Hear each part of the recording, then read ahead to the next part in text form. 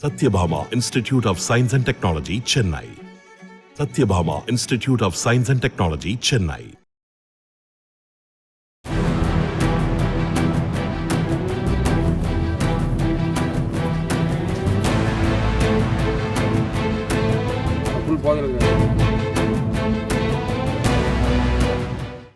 நாமக்கல் மாவட்டம் குமாரபாளையத்தை அடுத்த பூக்காடு கிராமத்தைச் சேர்ந்த பிரதாப்குமார் என்பவர் நேற்றிரவு மதுபோதையில் கடைப்பகுதிக்கு கையில் துப்பாக்கியுடன் வந்து கிராம மக்களை மிரட்டியுள்ளார். தகவல் அறிந்து வந்த போலீசார் பிரதாப்பின் கையில் இருந்த துப்பாக்கியை பறிமுதல் செய்து பார்த்தபோது அது விளையாட்டுப் போட்டிகளில் பயன்படுத்தப்படும் ஏர்கன் வகையைச் சார்ந்தது என்று தெரியவந்தது. பிரதாப்குமாரை கைது செய்து விசாரித்து வருகின்றனர்.